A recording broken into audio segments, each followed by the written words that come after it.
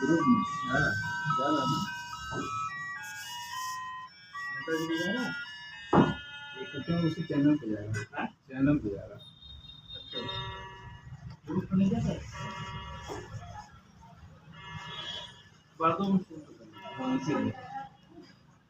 हजरत फुजैल इब्ने अयाज रहमतुल्लाह।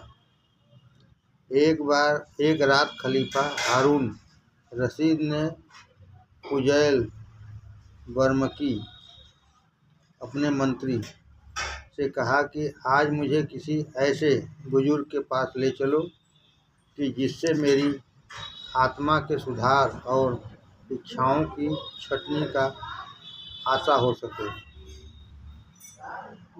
ऐसे बुजुर्ग के पास ले चलो जिससे मेरी आत्मा के सुधार और इच्छाओं की छटनी की आशा हो सके। मंत्री खलीफा को हजरत सुफियान इब्ने ऐनिया के घर ले गए और वहां जाकर दस्तक दी। अंदर से सुफियान बोले, कौन है? कहा, मैं हूँ, हारून रशीद। अंदर से जवाब मिला, यदि मुझे शाही महल से सूचित किया जाता तो मैं वहीं सेवा में उपस्थित हो जाता। हारून रशीद ने यह उत्तर सुनकर मंत्री से कहा कि यह वह व्यक्ति नहीं है जिसकी खोज में मैं निकला हूँ। यह बात हजरत सुफियान ने सुनी और अंदर से ही कहा कि हाँ, जिस शान का व्यक्ति आप खोज रहे हैं मैं केवल उसका पता अवश्य दे सकता हूँ। और कहा कि आप फुजैल इब्ने अयाज के घर चले जाएं, वहाँ आपका उद्देश्य विश्वसनीय पूर्ण होगा। यह सुनकर हारून रशीद अपने मंत्री सहित हजरत फुजैल इब्ने अयाज के घर पहुँचे। दरवाज़ों पर जाकर खड़े हुए तो अंदर से कुरान शरीफ पढ़ने की आवाज़ आ रही थी और आप उस समय यह आयत पढ़ रहे थे, जिन लोगों ने बुरे काम किए हैं क्या वे गुमान करते हैं कि हम उनको अच्छे काम करने वालों के समान कर देंगे? कदापि नहीं। जिन लोगों ने बुरे काम किए हैं क्या वे गुमान करते हैं कि हम उनको अच्छे काम करने वालों के समान कर देंगे? कदापि नहीं। यह सुनकर हारून रशीद ने कहा, यदि मैं कोई सीख और कोई उपदेश प्राप्त करूं तो मेरे लिए बस यही आयत पर्याप्त है। यह कहकर दरवाजे पर दस्तक दी। अंदर से आवाज़ आई, कौन? कहा, खलीफा हारून रशीद। फरमाया, खलीफा का मुझसे क्या काम और मेरा उससे क्या मेल? मुझको अल्लाह की याद में व्यस्त रहने दो और हस्तक्षेप न करो। मंत्री ने कहा कि हमको अंदर आने की अनुमति दीजिए, नहीं तो हम जबरदस्ती अंदर घुस आएंगे। आपने कहा कि मेरी ओर से तो अनुमति नहीं है। यदि तुम जबरदस्ती आते हो तो तुम्हें अधिकार है। हारून रशीद मंत्री सहित अंदर प्रवेश हो गया। हजरत फुजैल ने तुरंत चिराग बुझा दिया कि प्रकाश में हारून रशीद का चेहरा न दिखाई दे पाए। इस अंधकार में खलीफा का हाथ हजरत फुजैल के हाथ पर पड़ गया। आपने फरमाया, यदि यह नरक की आग से मुक्ति पाए तो कितना कोमल हाथ है। यह कहकर नमाज की नीयत बांध ली। खलीफा मौन खड़ा रहा। जब आपने नमाज का सलाम फेरा तो खलीफा ने निवेदन किया कि अल्लाह के लिए मेरी आत्मिक इच्छाओं की छटनी के लिए कोई बात अवश्य फरमाइए। फरमाया कि सैयदी व मौलाई हुजूर मुहम्मदुर रसूलुल्लाह सल्लल्लाहु अलैहि वसल्लम ने अपने चाचा से उनके निवेदन पर कहा कि ऐ चाचा, मैंने तुमको तुम्हारी आत्मिक इच्छाओं का शासक और नायक किया। ऐ चाचा, मैंने तुमको तुम्हारी आत्मिक इच्छाओं का शासक और नायक किया, क्योंकि आत्मेच्छा को अधीनस्थ बनाना अल्लाह की सृष्टि को अधीनस्थ बनाने से सहस्रों श्रेणी श्रेष्ठ और उत्तम है। क्योंकि आत्मेच्छा को अधीनस्थ बनाना अल्लाह की सृष्टि की अधीनस्थ बनाने से सहस्रों श्रेणी श्रेष्ठ और उत्तम है, इसलिए कि आत्मिक इच्छाओं पर राज करना प्रलय के दिन सम्मान दिखाएगा और सृष्टि पर राज करना प्रलय के दिन जिल्लत दिखाएगा। यह सुनकर खलीफा हारून रशीद की हिचकियां बंध गई, फूट फूट कर रोने लगा और कहा कि कुछ और फरमाइए। आपने फरमाया कि जब उमर इब्ने अब्दुल्ला अजीज को राज सिंहासन पर बिठाया गया तो उसने सालिम इब्ने अब्दुल्ला और मोहम्मद इब्ने कअब को बुलाकर कहा कि मैं इस धंधे में ग्रस्त हुआ हूँ, मेरे लिए उचित उपाय सोचो और बढ़िया सलाह दो कि मुझे क्या करना चाहिए। उन्होंने उत्तर दिया, यदि तू चाहता है कि कल प्रलय में प्रकोप से शांतिपूर्ण रह सके तो यूं कर कि वृद्धों को पिता के समान कल्पना कर और युवकों को भाई के समान समझ और बच्चों को पुत्रों के समान विचार कर और औरतों को माँ और बहन के समान समझा कर और उनसे वह व्यवहार कर जो अपने सगे भाई बहनों से हुआ करता है।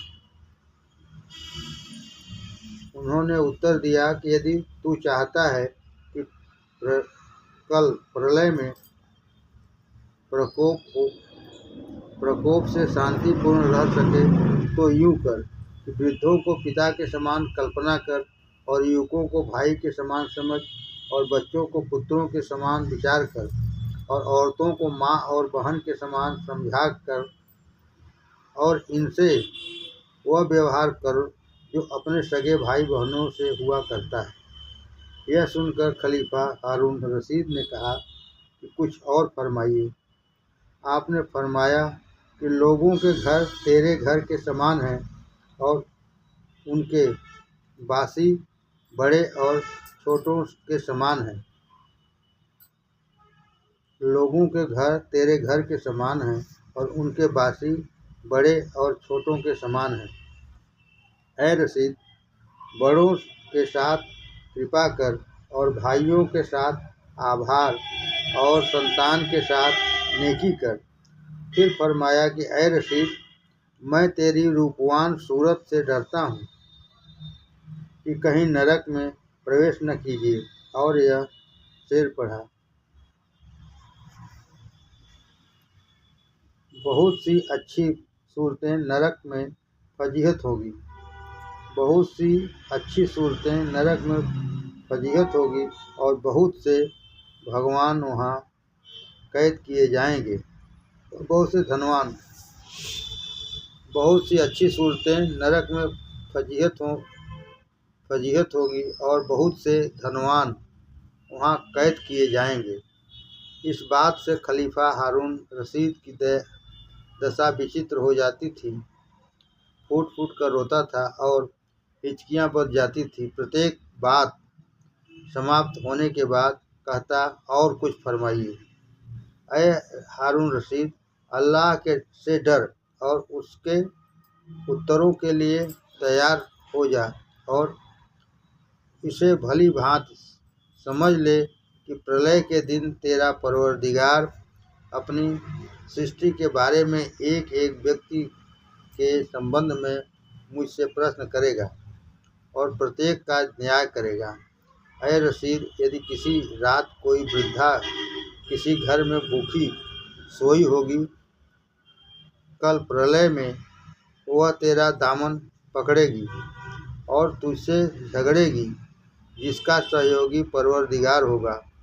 इस बात से हारून रशीद के होश उड़ा दिए और बेहोश होकर धरती पर गिरा और लोक परलोक की कुछ भी खबर नहीं रही। इस क्रांतिकारी दशा से फुजैल वर्मकी मंत्री चिल्ला उठा और कहा कि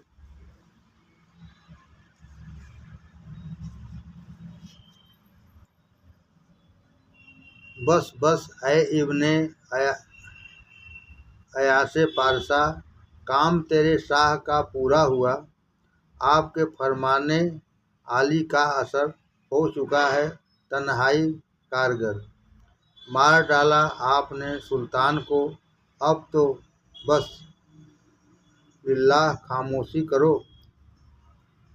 हजरत इब्ने अयाज रहमतुल्लाह, चुप हो ऐ हामान, अब बेसन बहार हो वहीं सकता कभी मुलजिम फकीर, बल्कि तू और कौम तेरी ऐ वजीर, इसकी कातिल इसकी दुश्मन है वजीर।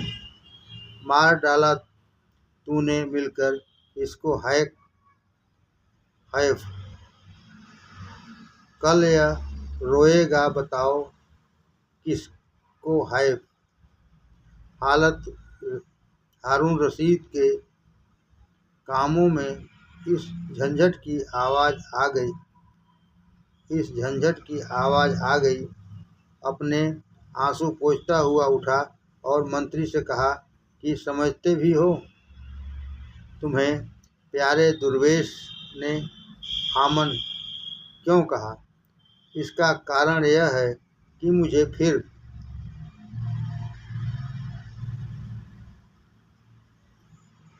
मौन समझता है, मुझसे फिर मौन समझता है, इसलिए मेरे मंत्री को हामान कहा। अतः दुर्वेश से और कुछ न कहो और चुप रहो। फिर खलीफा हारून रशीद हजरत फुजैल इब्ने अयाज रहमतुल्लाह से संबोधित हुआ और कहा कि आपको किसी का कुछ देना है अथवा आप किसी के ऋणी हैं, फरमाइए कि मैं आपका ऋण चुकाऊं। आपने फरमाया कि हाँ, मैं ऋणी तो हूँ और ऐसे का ऋणी हूँ कि जिसका भुगतान जीवन भर नहीं कर सकता, परवरदिगार का ऋणी। खलीफा हारून रशीद के पूछने पर फजैल इब्ने अयाज रहमतुल्लाह ने उत्तर दिया, यदि इस ऋण का भुगतान न करने पर परवरदिगार पकड़ कर ले तो फिर मेरे लिए बहुत खराबी है। यह सुनकर हारून रशीद ने कहा, मैं आप लोगों का ऋण पूछता हूँ, यदि कुछ है तो बताइए कि मैं भुगतान करूँ। फरमाया कि उसका धन्य है कि उसने मुझे बहुत कुछ उपहार प्रदान किया है और मुझे इसको कोई शिकायत नहीं। फिर भी हारून रशीद ने 1000 दीनार की थैली उसके आगे रख दी और कहा कि यह वह हलाल धन है जो मेरी माता ने विरसे से मुझे मिला है। इस पर हजरत इब्ने अयाज रहमतुल्लाह ने फरमाया, खेद है कि मेरे इन सभी उपदेशों ने तुझे कुछ लाभ नहीं मिला और तूने यहीं से अत्याचार करना आरंभ कर दिया और अन्याय अपनाया। आश्चर्य है कि मैं तुझको मुक्ति और समृद्धि की ओर बुलाता हूँ और तू मुझे मृत्यु और आपत्ति ग्रस्त करना चाहता है और मुझ पर बोझ डालता है। मैं कहता हूँ कि जो कुछ तेरे पास है वह अधिकारियों को दे, तू दूसरों को देना चाहता है जिसको इसकी आवश्यकता नहीं। यह फरमाकर आप हारून रशीद के पास से उठ खड़े हुए और हुज्रे के अंदर जाकर उसका दरवाज़ा बंद कर दिया। खलीफा हारून रशीद मंत्री सहित बाहर आ गए और कहा कि खेद है, यह मनुष्य क्या वस्तु है। वास्तविकता तो यह है कि उन्हीं जुगाड़ों और उन्हीं माध्यमों से मनुष्य अपना सुधार कर सकता है और अपनी बुराइयों को भलाइयों में बदल सकता है। ज्ञान की बातें। लोगों ने हजरत फुजैल इब्ने अयाज रहमतुल्लाह से ज्ञात किया कि क्यों महाशय, इसका क्या कारण है कि हमें अल्लाह से डरने वाले समूचे संसार में कहीं नहीं दिखाई देते। आपने उत्तर दिया, लोगों, क्योंकि तुम स्वयं अल्लाह से डरने वाले नहीं हो, इसलिए वे तुम्हें दिखाई नहीं देते और तुम्हारी दृष्टि से छुपे हुए हैं।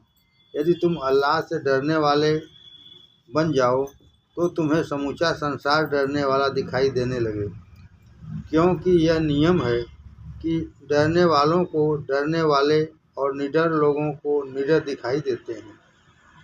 आईना है आदमी का आदमी, दहर में कब है किसी शय की कमी। जैसे को तैसा मसल मशहूर है, दूर जिसको जानिए वो दूर है। तुम जिसे चाहो वो चाहेगा तुम्हें, तुम जिसे छिड़को वो छिड़केगा तुम्हें। तुम जिसे चाहो वो चाहेगा तुम्हें, तुम जिसे झिड़को वो झिड़केगा तुम्हें। तुम अगर बदजन हो तो बदजन है जहाँ, तुम अगर अच्छे हो तो अच्छा है गुमा। जैसे तुम लोगों से वैसे तुमसे लोग, किस लिए किस वास्ते है दिल में सोग।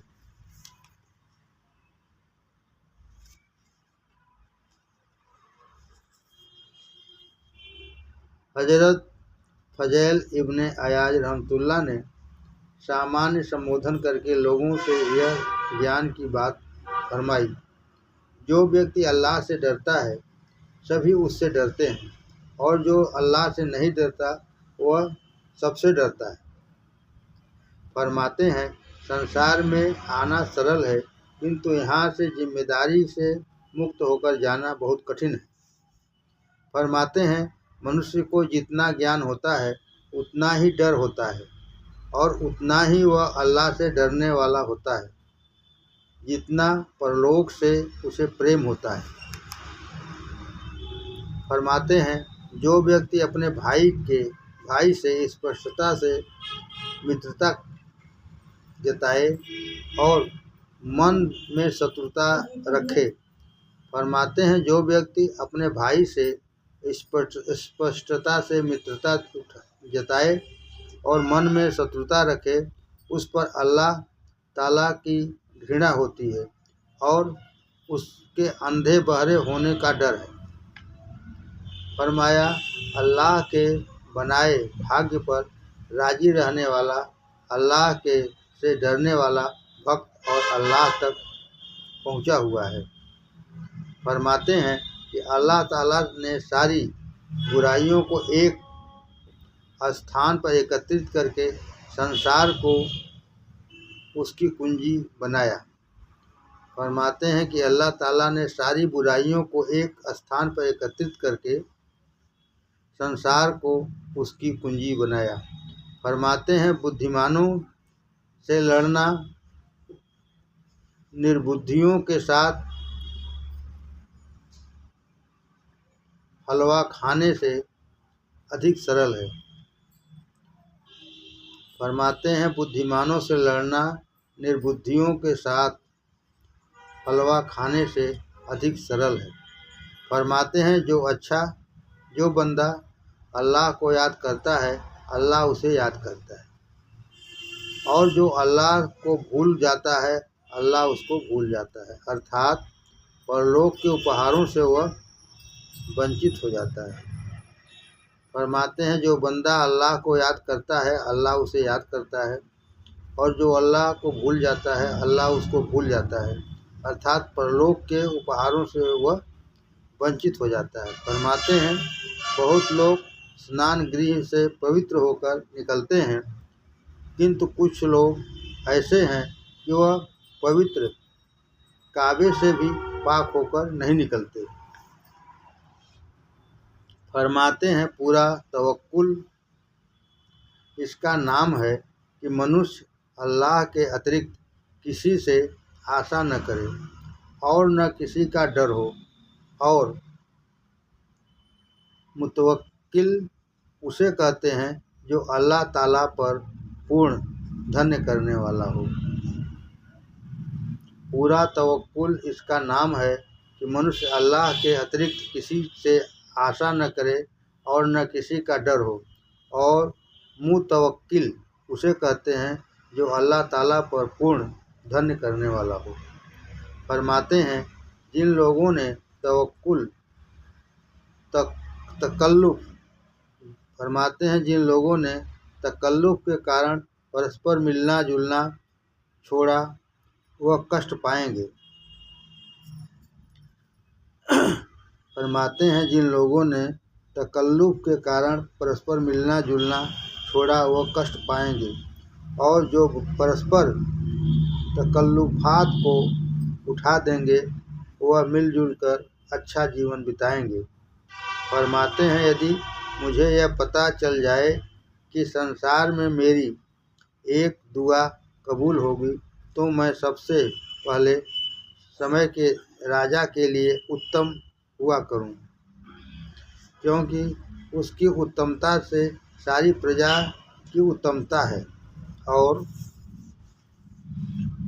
अपने व्यक्तित्व के लिए दुआ मांगने में केवल अपने व्यक्तित्व का लाभ है। नज्म लाभ हमने अपना मीठा कर लिया, जाम हमने अपना मीठा कर लिया, चाहिए दरियाए श्री की दुआ, जिससे खल्क अल्लाह को राहत मिले, जिससे गुजरे हर किसी की चैन से। दूसरों को सुख अगर पहुँचाओगे तुम, रहमते रब्बी में बस आ जाओगे तुम। हजरत फुजैल इब्ने अयाज रहमतुल्लाह को लोगों ने देखा कि फूट फूट कर रो रहे हैं। उनसे ज्ञात किया कि महाशय आपके इतना रोने का क्या कारण है। फरमाया उन मुसलमानों के दुख से रो रहा हूँ जिन्होंने मुझ पर अत्याचार किए हैं, कि वह प्रलय के दिन पकड़ जाएंगे और उनसे पूछताछ होगी, और वह मैदाने हश्र में सबके आगे जलील होंगे। उनका बहाना और विवाद नहीं चल सकेगा।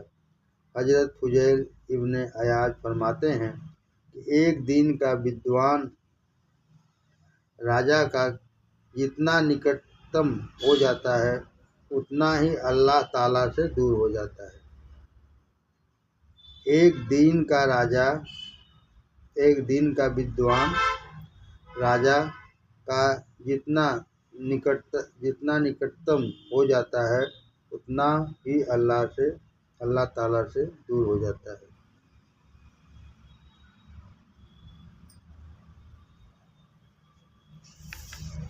जितना माने राजा से निकट, उतना ईश्वर से दूर होगा। अच्छा जय गुरु। हम्म